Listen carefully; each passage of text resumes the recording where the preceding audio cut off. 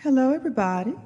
This is Tahiera Monique Brown with another Tahieraisms, and this is Thursday, March the 27th.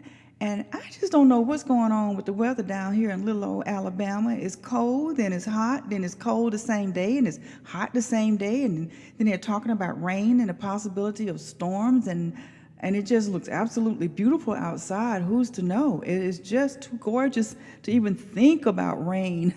I'm telling you, I wouldn't mind rain because I'm an allergy sufferer. And I'm hoping I can make it through this without sneezing or something.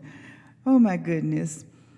But anyway, the name of my speech today is Only When It's Time. I went through this day starting out thinking I was going to get this done by 6 o'clock this morning, and hubby was up working on some papers, and then I decided, well, I'm going to let him get off to work, get him all cleaned up, send him out beautiful, and then I'll work on it. But something made me wait, and I'm so glad that I did, because my daughter had written a blog that she wanted to contribute to my new website that's coming up called The Interlocking of Arms for my nonprofit. And, you know, I've been out telling the story about what we went through as hostages for many years, and my daughter's been right there by my side. And during the time of the trial, for 2 years, she sat there having to tell the story over and over again in front of the jurors of her peers. And finally, she wrote a piece that talked about what she endured when I had to act to save us. And it's called The Interlocking of Arms blog by Nikita. The understanding of the interlocking of arms is important to glean by the person who is curious as to the purpose of the company. If it wasn't for a host of players, my mother, brother, and I wouldn't be here today to tell this tale. Hearing the journey itself and the road to freedom will give proper credence to the interlocking of arms. Growing up in Atlanta, Georgia, and living in an abusive situations seems to be the norm. But after my mom left my biological father, we felt a moment of relief, but we didn't know the horror lurking ahead.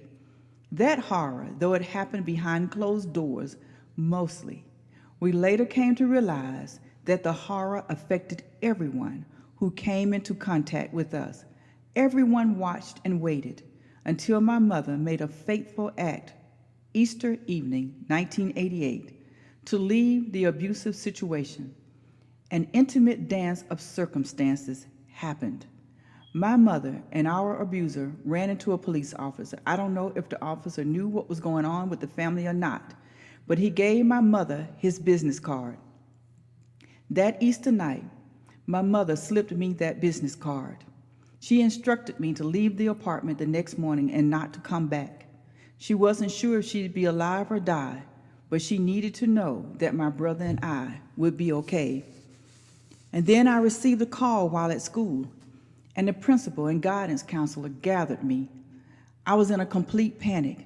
To me, my mother was dead and we were next. I was calmed by my favorite teacher. The principal acted strategically, and the guidance counselor took the lead. On the way to the hospital, she explained to me that they'd known something wasn't right. She asked me what was wrong. I unloaded everything to her at that time. We picked up my brother from the elementary school and headed to the hospital. She held me while the emergency room staff asked me to identify my mother and try to talk to her. Knowing the truth about the situation we were in, she greeted our abuser and handled the situation professionally until our family arrived, and she knew that we were safe as we could be. Now that goes on to tell more details, but I thought I would leave it right there because you can read the rest of this on the Interlocking of Arms website when that goes up sometime within the next day or two. But I was going to be focusing on when is the time to act.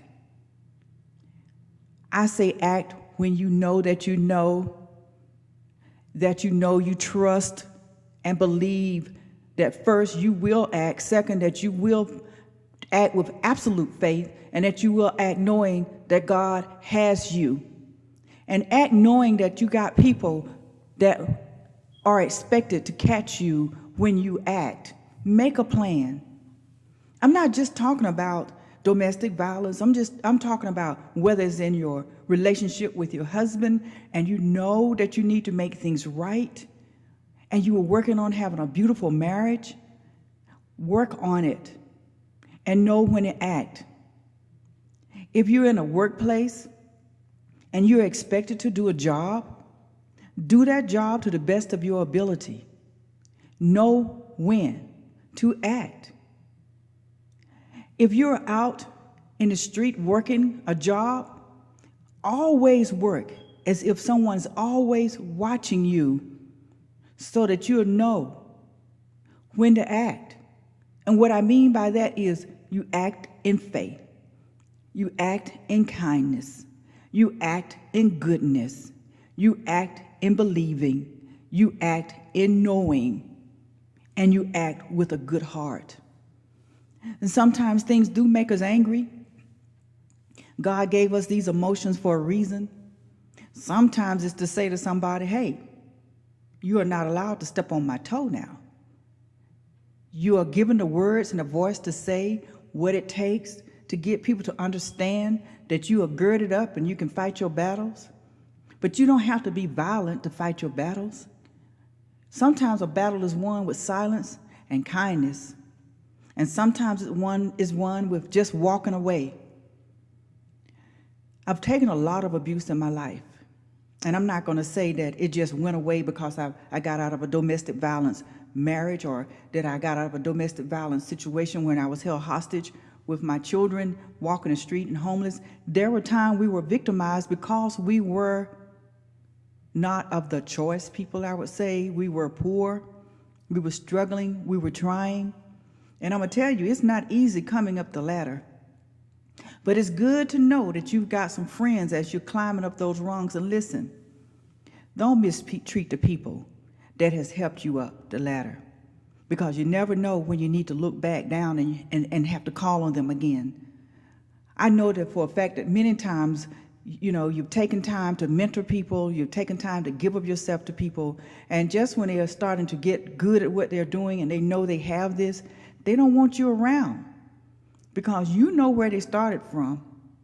Or you've said something to them and it's from the goodness of your heart that you mean the best for them, but they are thinking it and taking it to heart in the wrong way. So that is the time you have to walk away and say, this is the time to walk away and let a person live their lives and let them go on their journeys in their own lives. And we have to do that with our own children. We have to give them room to grow. Sometimes we want to harness them close to protect them, especially if we've been through some things. But the life out here, tomorrow's not promised to us. We have to work hard and teach them well, teach them smart, teach them good.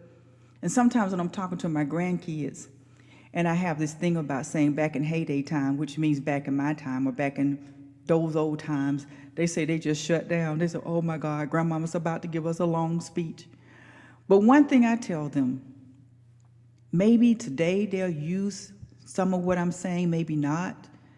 But when the time is right, prayerfully, the words that I've shared will be on their hearts and they will act only when it's time.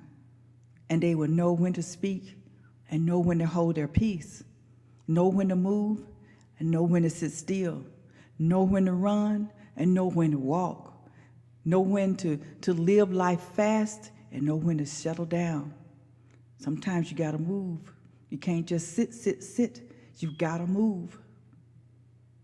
I was going to read another speech today, and when my daughter presented me with that totally took me off the grid of what I was planning to do today. You planned all week long on what you're going to speak on next week, and you plan all week long based on things you've heard and experienced all week when you've talked to your friends, when you've been on the phone or you've been out, you have an experience and you say, this is what I'm going to speak about next week on my Tahieraisms or whatever your show is called. You have an idea of what you're going to speak on. Well, today, my daughter, my hero, shared with me what she endured, and it touched my heart. And I remember the song that I wrote when I was hostage. Satan's bars and chains. Satan's bars and chains are not made of metal. The bars can't be grasped by hands, and the chains, they don't go clankety-clank. Y'all know my name is Tahiera Monique Brown, and I believe in miracles. Have a fantastic weekend that's coming up. I know it's supposed to rain here in little old Birmingham, Alabama, but that's all good. I'm Tahiera Monique Brown, and I believe in miracles.